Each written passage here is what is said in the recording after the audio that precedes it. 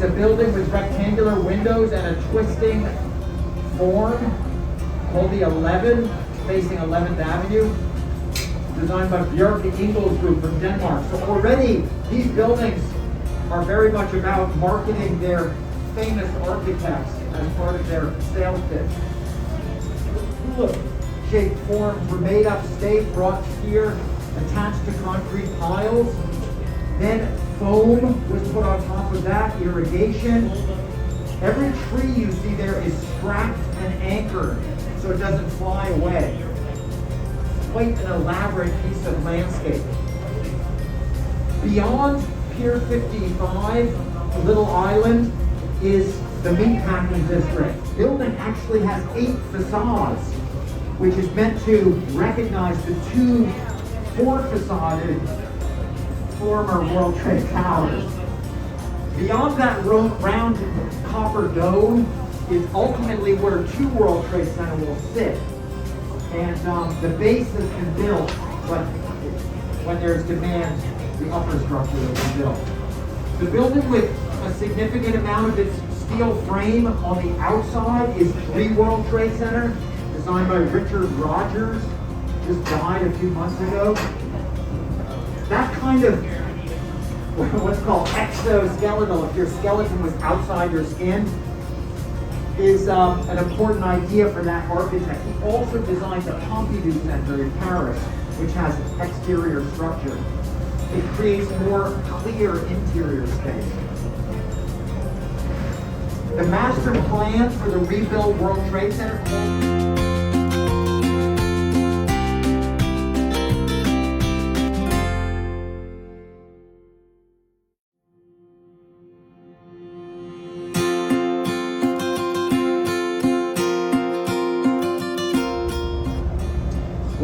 in the East River, Manhattan's financial district on our left, the Brooklyn waterfront on our right. I'll start with Brooklyn.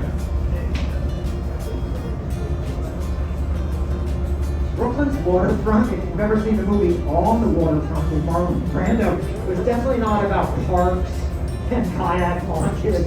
It was very dangerous, organized crime, dangerous activity 24/7. Called the William Beaver House. Most people call it the Post-it Building. As you look past these bulky buildings built in the 70s, you see some of the beautiful classic New York Art Deco spires. One of my favorite is 70 Pine Street. It has that very sharp needle culminating darker brick going to lighter brick on a series of setbacks and balconies.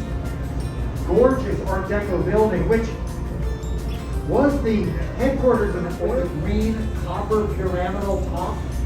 That's the Woolworth Tower, designed by Cass Gilbert. For many years, the tallest building in the world, now very much humbled amongst taller buildings. Most notably, Frank Gehry's 8th Spruce Street, which is eclipsing it.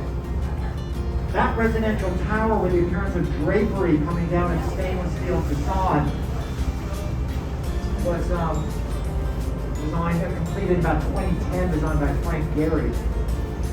We're now cruising under the Brooklyn Bridge. If you're in New York for 24 hours, I think you should walk across the Brooklyn Bridge. It's one of the enduring masterpieces of 19th century engineering.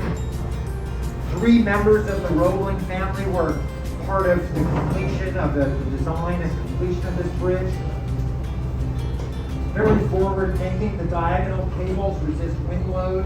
It's had very few modifications in its over 140-year lifespan.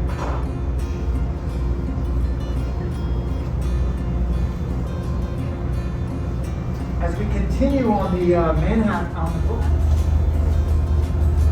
the buildings with the sort of rock'em sock'em robot flash boxes there, those are 42010, and evidently corner windows are very marketable. That's part of the generator for those corners. As you look, the only building that remains is the designated landmark Habermeyer and Elder refinery building. Its interior has been entirely removed, and a new office building is being built within that brick perimeter. It will emerge behind that tower. The old domino sign will be placed back. be an office space, but the buildings that we see to the side, and there will be quite a few more.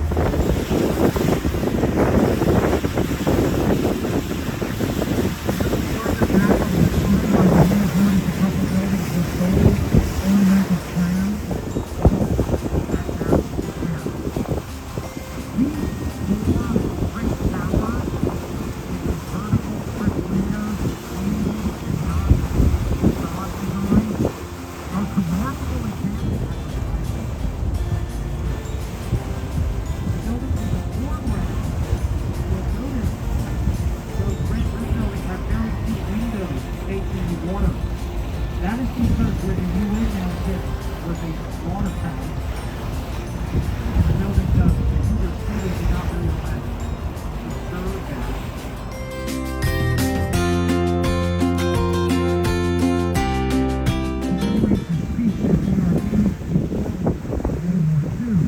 And also marks all the information of this island from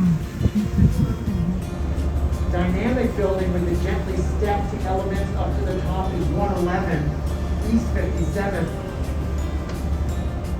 Not only is it 1,400 feet tall, taller than the Empire State Building, it's only about 70 feet wide. So it is incredibly slender and has an elaborate set of weights at the top, so when wind pressure wants to move it one way, the weights move it back. The delightful Art Deco spire with its upper section illuminated in the sunlight. Remarkable piece of architecture built during the Great Depression, only took 15 months to complete, and has remained an attractive office building.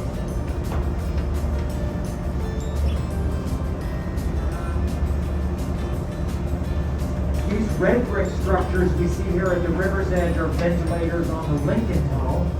Behind it is the expanding Jacob Javits Convention Center, continuing to the south with the stainless steel panels.